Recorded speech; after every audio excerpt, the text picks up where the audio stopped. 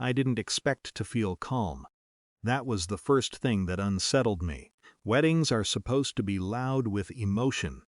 Nerves, laughter, the constant movement of people trying to belong somewhere in the room. But standing there, watching my sister adjust her veil in the mirror, I felt like I was observing something already decided. She didn't look at me when I told her she looked beautiful. Just nodded, like we were colleagues passing in a hallway. It wasn't sudden, the distance between us. It had been forming for months in small, forgettable ways. Missed calls, shortened conversations, her voice tightening whenever my husband's name came up. I noticed, but I didn't press.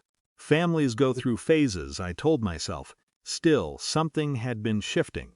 I just hadn't realized how far it had gone.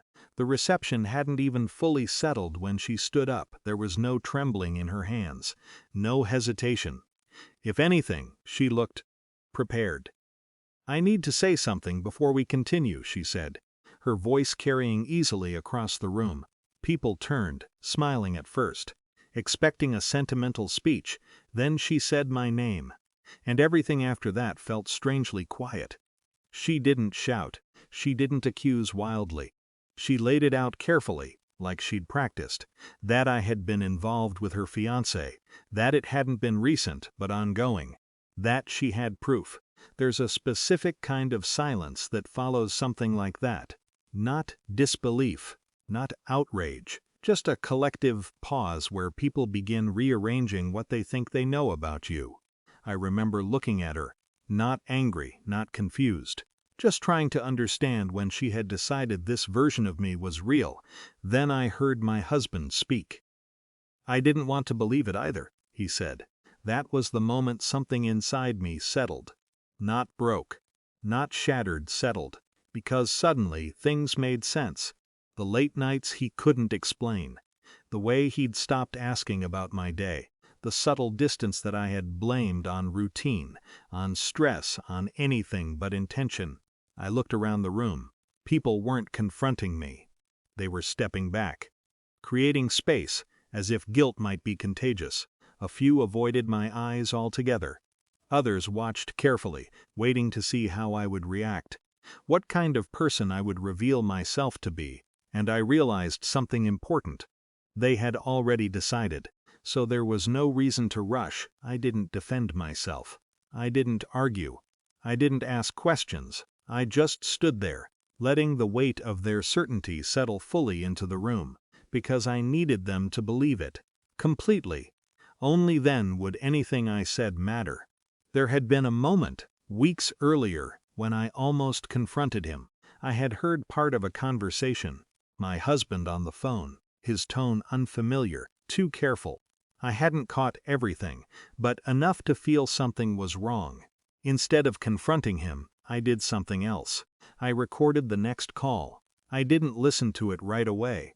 I wasn't sure I wanted to know, but I kept it.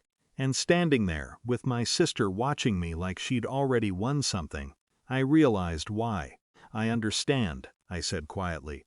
My voice sounded steadier than I felt. A few people shifted, surprised I wasn't denying it. I reached into my bag, took out my phone, and, for a moment, just held it, not as a weapon, not as revenge, just as the only thing in the room that hadn't already chosen a side. "I think we should hear everything," I added. No one stopped me. I pressed play. At first, it was just static. A faint hum. Then his voice, my husband's. Clear enough that no one could mistake it. He was speaking to her, not to me, not about suspicion or confusion, but about planning. Careful, deliberate planning. How they would present it. What would make it believable. Why it had to happen publicly. There was even a moment where he hesitated, where he asked if this was necessary. And her voice answered, "Yes. It has to be her. Otherwise no one will question it." The room didn't erupt. It changed. That same quiet from before, but different now. Heavier. Less certain. I stopped the recording before it finished. There was no need to drag it further. When I looked up, my sister had gone pale. Not dramatically, not collapsing, but like something inside her had been quietly pulled away. My husband didn't speak. He didn't try to explain. He just stood there, as if the ground had shifted and he hadn't decided where to stand yet. No one came to me. No one apologized. That wasn't how it works. Belief doesn't reverse as easily as it forms. I put my phone back into my bag. For a moment, I considered saying something. Explaining, asking, demanding. But I didn't. Because the truth had already done what it needed to do. It didn't restore anything, it just made things clear. I walked out before the music started again. No one stopped me, and that felt right.